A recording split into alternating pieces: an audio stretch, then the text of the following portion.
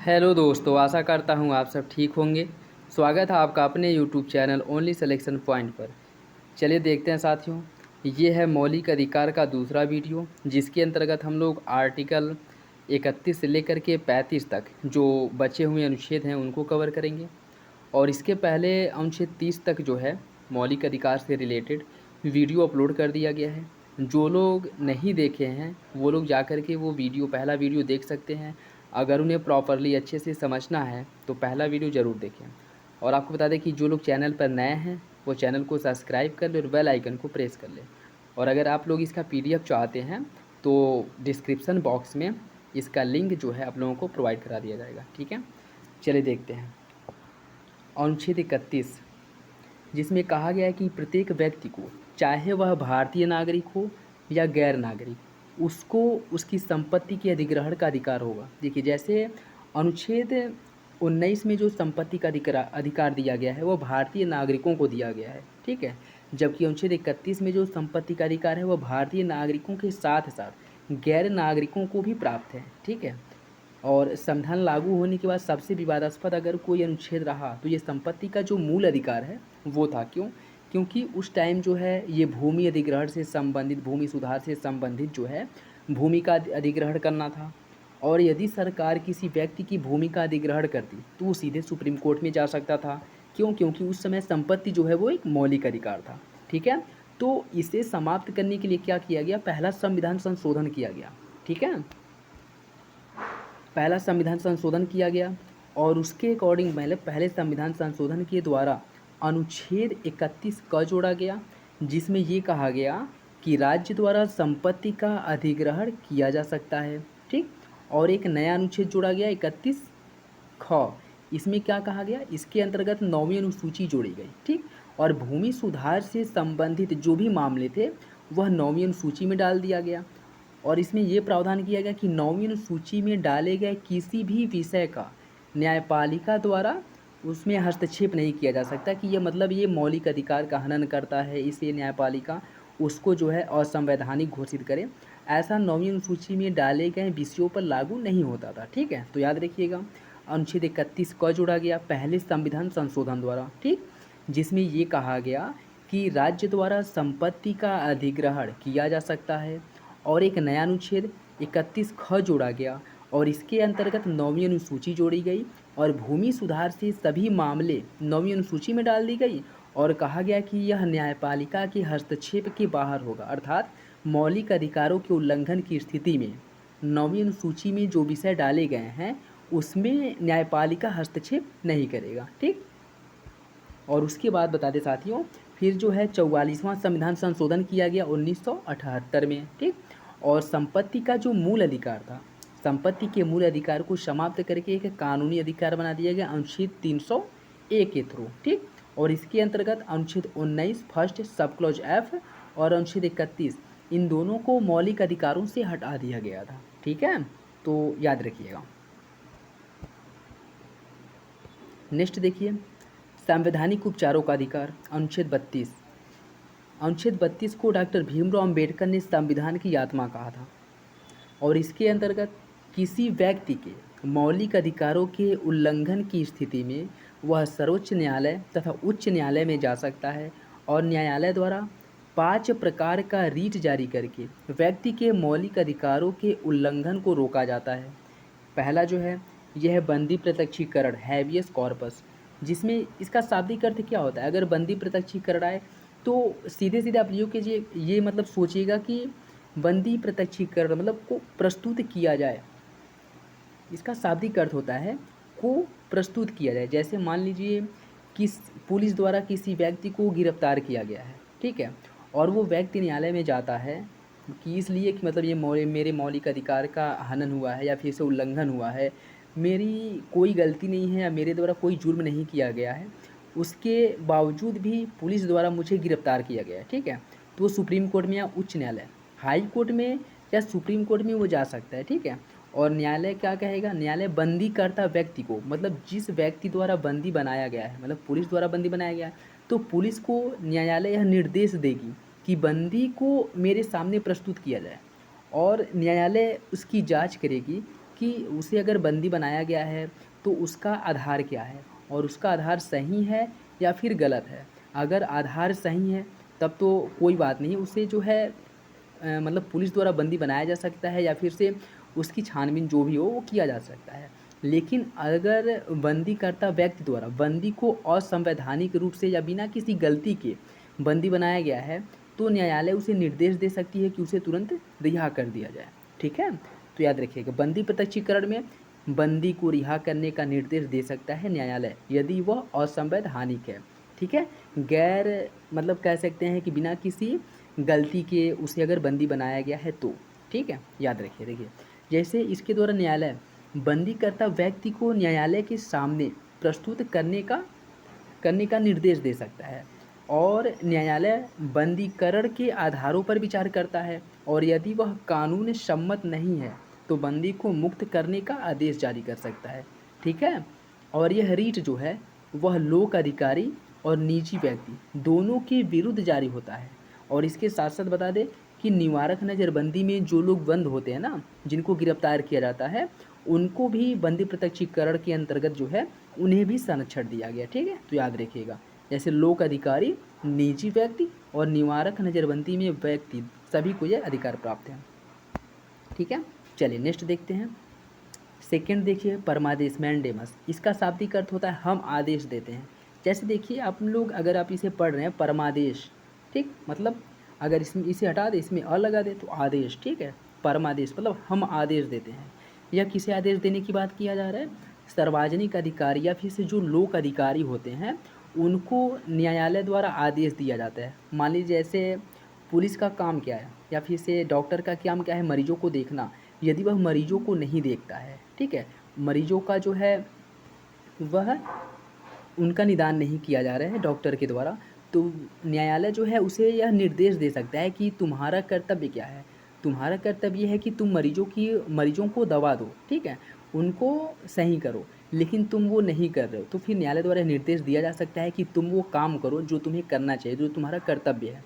ठीक है, देखिए यही है कि सार्वजनिक अधिकारी या लोक अधिकारी द्वारा अपने सार्वजनिक कर्तव्यों का निर्वहन न करने की स्थिति में न्यायालय द्वारा यह जो है रिट जारी किया जाता है। कौन सा? परमादेश, कि हम आदेश देते हैं तुम वो काम करो जो काम करना तुम्हारा कर्तव्य है। ठीक है, और यह जो है यह केवल लोक अधिकारियों के विरुद्ध जारी होता है। ठीक है, जैसे जो गवर्नमेंट जॉब में है बस उन्हीं के विरुद्ध ये जारी होता है। ऐसा थोड़ी है कि किसी को भी न्यायालय कह देगा कि तुम ये काम करो, नहीं कहेगा। ठीक है, लेकिन जो लोग गवर्नमेंट के अंदर काम कर रहे हैं, सरकार के अंदर काम कर रहे हैं, उनके ऊपर तो न्यायालय का अधिकार है ना, तो उन्हें वह बोल सकता है कि तुम वो काम करो जो करने के लिए तुम्हें इस पोस्ट पे बैठाया गया है, इस पद पे बैठाया गया है, जिसके लिए तुम बने हो, जो तुम्हारा कर्तव्य है। ठीक है, याद है। और इसमें भी इसका अपवाद है साथियों, जैसे देखिए राष्ट्रपति या राज्यपाल, ठीक है, या इसके अपवाद है। जैसे न्यायालय द्वारा राष्ट्रपति को ये नहीं कहा जा सकता कि तुम ये काम करो, राज्यपाल को ये नहीं कहा जा सकता कि तुम ये काम करो, ये तुम्हारा काम है। ठीक है, तो राष्ट्रपति और राज्यपाल परमादेश रीट के अपवाद हैं। ठीक है,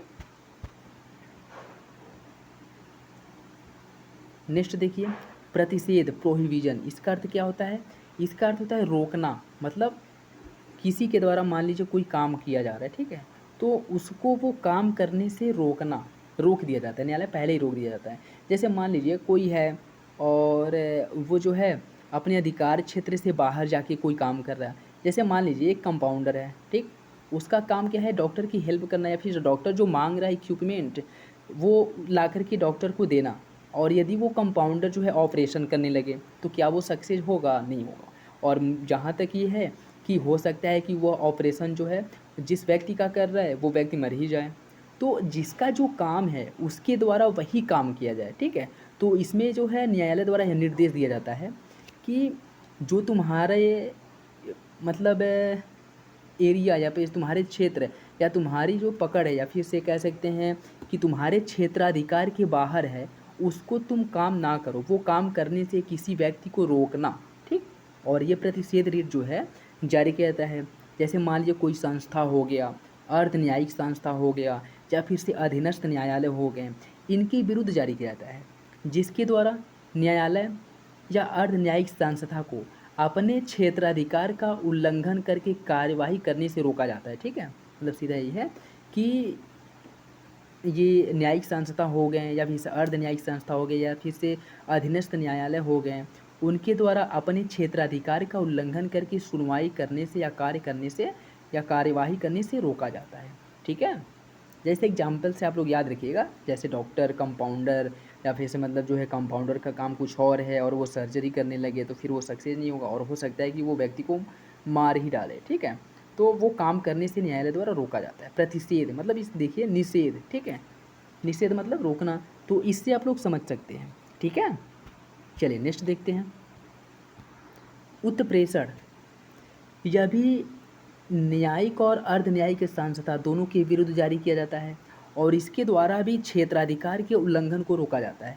लेकिन जैसे देखिए प्रतिषेध और उत्प्रेषण में अंतर है। क्या है? जैसे प्रतिषेध जो है वह जिस समय वो काम किया जाता है उसी समय न्यायालय द्वारा रोक दिया जाता है, जबकि उत्प्रेषण क्या है कि वो काम करने के बाद रोका जाता है। जैसे मान लीजिए वो वही कंपाउंडर जो है ऑपरेशन कर रहा है तो उसी समय जो है उसे नहीं रोका जाएगा, ये बोले अच्छा ठीक है अभी कर रहे हो तो कर लो, करने के बाद हम तुमको बताएंगे, ठीक है, करने के बाद तुमको बता रहे हैं। जबकि उत्प्रेषण होता तो ये होता कि चलो ठीक है जो किए वो किए, अब बस बंद करो, अब तुम जाओ, ये तुम्हारा काम नहीं है। लेकिन उत्प्रेषण में क्या कहेंगे? उत्प्रेषण में कहेंगे अच्छा कर लो, ये काम को ख़त्म कर लो, फिर हम तुम्हें बताते हैं। ठीक, तो उत्प्रेषण और प्रतिषेध इन दोनों में यही अंतर है। ठीक है, उत्प्रेषण में कार्यवाही के ख़त्म होने के बाद, ठीक है, निर्णय सुनाए जाने के बाद यह जो है उत्प्रेषण रिट जारी किया जाता है। देखिए प्रतिषेध रिट जो है यह कार्यवाही के दौरान जारी किया जाता है, जबकि उत्प्रेषण रिट कार्यवाही की समाप्ति और निर्णय सुनाए जाने के बाद जारी होता है। ठीक है, चलिए नेक्स्ट देखते हैं। ये है लास्ट अधिकार परीक्षा, पांचवा रिट, ठीक है, कोवारंटो। इसके द्वारा क्या होता है?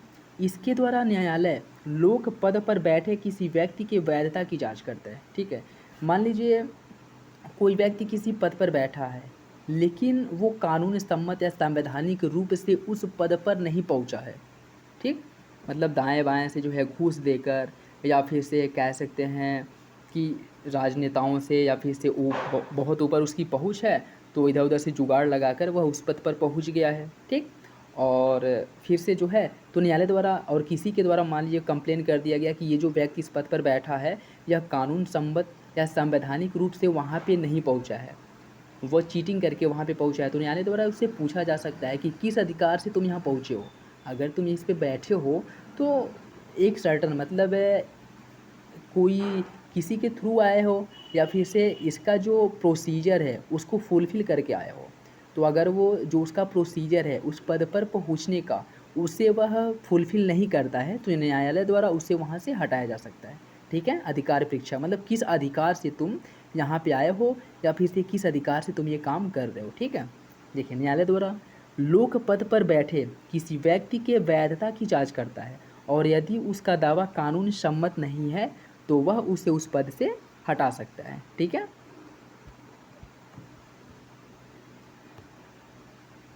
देखिए उच्च न्यायालय द्वारा भी मौलिक अधिकारों के उल्लंघन की स्थिति में 5 प्रकार के रीट जारी किए जाते हैं, लेकिन दोनों के रीट क्षेत्र अधिकार में कुछ अंतर है। वो क्या है? जैसे देखिए सर्वोच्च न्यायालय जो है वह मौलिक अधिकारों के उल्लंघन की स्थिति में रीट जारी करता है, जबकि हाई कोर्ट जो है उच्च न्यायालय वह मौलिक अधिकारों के साथ साथ अन्य किसी अधिकारों के उल्लंघन यानी किसी कानूनी अधिकारों के उल्लंघन की स्थिति में भी रीट जारी कर सकता है। ठीक, एक ये हो गया। दूसरा क्या? दूसरा ये है कि सुप्रीम कोर्ट जो है मौलिक अधिकारों के उल्लंघन की स्थिति में सुप्रीम कोर्ट द्वारा रीट जारी करना बाध्यकारी होता है। मतलब सुप्रीम कोर्ट ये नहीं कह सकता कि ये मतलब मौलिक अधिकार का उल्लंघन हुआ है और किसी व्यक्ति द्वारा वहाँ पे जो है कंप्लेन किया जाता है तो वो ये नहीं कह सकते कि मैं रीट नहीं जारी करूँगा और आपकी जो मौलिक अधिकार का हनन हुआ है, उल्लंघन हुआ है, मैं उसका संरक्षण नहीं कर सकता, ये सुप्रीम कोर्ट नहीं कह सकता। जबकि हाई कोर्ट जो है रीट जारी करने से मना कर सकता है, कोई और कानूनी उपाय सुझा सकता है उसे, जैसे कि आप लोग जो है अपने में समझौता कर लो या फिर से कुछ और।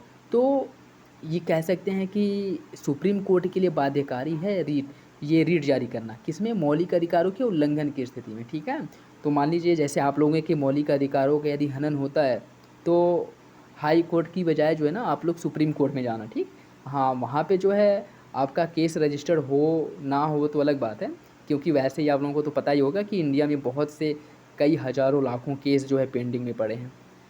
ठीक है, तो याद रखिएगा। और क्या अंतर है, देखिए, जैसे हाई कोर्ट का जो रीट जारी करने का क्षेत्राधिकार है ना, वो बहुत ज़्यादा, बहुत व्यापक है। मतलब सुप्रीम कोर्ट से बड़ा है। क्यों? क्योंकि सुप्रीम कोर्ट जो है वह केवल मौलिक अधिकारों के हनन की स्थिति में रीट जारी करता है, जबकि हाई कोर्ट मौलिक अधिकारों के साथ साथ अन्य अधिकारों के उल्लंघन की स्थिति में भी रीट जारी करता है। तो इससे कह सकते हैं कि हाई कोर्ट का जो क्षेत्राधिकार है वह सुप्रीम कोर्ट से ज़्यादा है। लेकिन मौलिक अधिकारों का मुख्य संरक्षक, मान ली पूछ लिए कि मौलिक अधिकारों का मुख्य संरक्षक कौन है, तो इसका आंसर क्या होगा? इसका आंसर सुप्रीम कोर्ट होगा। क्यों? क्योंकि सुप्रीम कोर्ट के लिए रीट जारी करना बाध्यकारी है, जबकि हाई कोर्ट के लिए रीट जारी करना बाध्यकारी नहीं है। ठीक है, याद रखिएगा। और जैसे देखिए, सुप्रीम कोर्ट जो है आर्टिकल 32 के थ्रू रीट जारी करता है, और उच्च न्यायालय जो है वह अनुच्छेद 226 के तहत रीट जारी करता है, किसमें? मौलिक अधिकारों के उल्लंघन की स्थिति में। ठीक, चलिए नेक्स्ट देखते हैं अनुच्छेद 33, जिसमें मूल अधिकारों पर प्रतिबंध लगाने की बात की गई है। जैसे मान लीजिए संसद द्वारा सशस्त्र बल हो गए, ठीक है, सेना, अर्धसैन्य बल हो गए, या फिर से पुलिस, या फिर से खुफिया विभाग में, या फिर से जो राष्ट्रीय सुरक्षा से जुड़े जो लोग व्यक्ति हैं, उनके मौलिक अधिकारों को प्रतिबंधित किया जा सकता है, या फिर से उनके मौलिक अधिकारों को कम किया जा सकता है। क्यों? जैसे मान लीजिए आम लोग होते हैं, फेसबुक पे, व्हाट्सएप पे, या कहीं गए, कहीं पे जाते हैं, ब्लॉग बनाते हैं, या फिर से फ़ोटो लिए फेसबुक पे शेयर कर दिए, या कहीं और अपने दोस्तों के पास भेज दिए। ये सारे जो अधिकार है ना, वो जो इंटेलिजेंस या फिर से जो राष्ट्रीय सुरक्षा से जुड़े लोग हैं, पुलिस में हो गए, या फिर से आर्मी में हो गए, अर्धसैन्य बल में हो गए, उनके ऊपर थोड़ा प्रतिबंध होता है। क्यों? क्योंकि उनका जो है ना वो राष्ट्रीय सुरक्षा से जुड़े हैं। ठीक, और यदि जो है वो ऐसी अपनी एक्टिविटी जो है सोशल मीडिया पे ऐसे अगर शेयर करते रहेंगे, तो जो दुश्मन देश है उसे उनकी हर एक एक्टिविटी का पता चलता रहेगा कि वो क्या कर रहे हैं, कहाँ जा रहे हैं, और कब क्या कर रहे हैं। तो इससे जो है उनके साथ साथ देश के लिए भी खतरा होगा। इसलिए जो है सशस्त्र बल हो गए, आर्मी हो गए, पुलिस हो गए, खुफिया विभाग, या फिर से राष्ट्रीय सुरक्षा से जुड़े लोग हो गए, उनके मौलिक अधिकारों पर प्रतिबंध लगाया जाता है, या फिर से मौलिक अधिकारों को कम कर दिया जाता है। ठीक है, और इसका प्रावधान किस में किया गया है? अनुच्छेद 33 में किया गया है। और यह किसके द्वारा किया जाता है? संसद द्वारा किया जाता है। ठीक है, अगर राज्य विधानमंडल ऐसा कुछ करना चाहे तो राज्य विधानमंडल द्वारा ऐसा नहीं किया जा सकता। इसका एक अधिकार जो है केवल मात्र अधिकार संसद के पास है। ठीक, याद रखिएगा। चलिए नेक्स्ट देखते हैं। देखिए अनुच्छेद 34 में क्या कहा गया है? इसके अंतर्गत कहा गया है कि जब सैनिक कानून लागू हो, ठीक, जैसे सैनिक कानून लागू, जैसे अफस्पा हो गया, तो जब अगर सैनिक कानून लागू होता है तो मौलिक अधिकारों को कम किया जा सकता है या फिर उन्हें समाप्त किया जा सकता है। ठीक, तो याद रखिएगा अनुच्छेद 34 में ये प्रावधान है कि सैन्य कानून लागू होने की स्थिति पे व्यक्तियों के मौलिक अधिकारों को कम या फिर समाप्त किया जा सकता है। ठीक है, चलिए नेक्स्ट देखते हैं अनुच्छेद 35। अनुच्छेद 35 में प्रावधान किया गया है कि मौलिक अधिकारों से संबंधित कोई भी कानून मौलिक अधिकारों से संबंधित अगर बनाना हो तो इसका अधिकार केवल संसद के पास है, न कि राज्य विधानमंडल के पास। ठीक है, अनुच्छेद 35 में यह प्रावधान किया गया है कि मौलिक अधिकारों से संबंधित कोई भी कानून बनाने का अधिकार संसद के पास है, न कि राज्य विधानमंडल के पास। ठीक, ये था दोस्तों मौलिक अधिकार। पूरा मौलिक अधिकार समाप्त हो गया। और मैंने बहुत ज़्यादा डिटेल में तो नहीं पढ़ा है, लेकिन हाँ उतना ज़रूर बताया है जहाँ से आपके एग्ज़ाम के क्वेश्चंस जो हैं सॉल्व हो जाएं। अगर आप लोग बहुत ज़्यादा डिटेल में पढ़ना चाहते हैं, ठीक है, तो बताइएगा कमेंट बॉक्स में, मैं और ज़्यादा बहुत ज़्यादा डिटेल में, मतलब जैसे अगर आप लोगों को मेंस में लिखना हो या फिर से आंसर राइटिंग करनी हो तो उसमें आप कैसे लिख सकते हैं, तो फिर मैं बताऊँगा। ठीक है, और अभी जो है, और हाँ आपको ये बता दें कि कुछ मौलिक अधिकार जो हैं वो केवल भारतीय नागरिकों को प्राप्त है, जबकि कुछ मौलिक अधिकार भारतीयों के साथ साथ विदेशियों को भी प्राप्त है। जैसे अनुच्छेद 15, अनुच्छेद 16, अनुच्छेद 19, अनुच्छेद 29 और अनुच्छेद 30। ये मौलिक अधिकार जो हैं ये केवल भारतीय नागरिकों को प्राप्त है। अनुच्छेद 15, 16, 19, 29, 30 ये केवल भारतीय नागरिकों को प्राप्त मौलिक अधिकार हैं और इसे छोड़ करके जो भी मौलिक अधिकार हैं वह भारतीयों के साथ साथ विदेशियों को भी प्राप्त हैं। ठीक है, जबकि 15, 16, 19 और 29, 30 केवल भारतीय नागरिकों को प्राप्त मौलिक अधिकार है। ठीक, आई होप आप लोगों को समझ में आया होगा, अच्छा लगा होगा। अगर आप लोग चाहते हैं कि पूरी पॉलिटी आर्टिकल चाहे वो डीपीएसपी हो, नीति निर्देशक तत्व, और फिर से मौलिक कर्तव्य, या फिर से संसदीय व्यवस्था, राष्ट्रपति, राज्यपाल, चाहते हैं कि उनको मैं ऐसे छोटे छोटे वीडियो बना कर के अच्छे से समझा दूं, तो आप लोग कमेंट करिएगा, मैं वीडियो बना के ज़रूर कोशिश करूंगा। बाकी अगर कहीं कन्फ्यूजन हो तो कमेंट बॉक्स में कमेंट करके पूछ लीजिएगा, आप लोगों के कन्फ्यूजन को दूर करने का प्रयास किया जाएगा। बाकी मिलते हैं अगले वीडियो में, तब तक के लिए धन्यवाद। जय हिंद।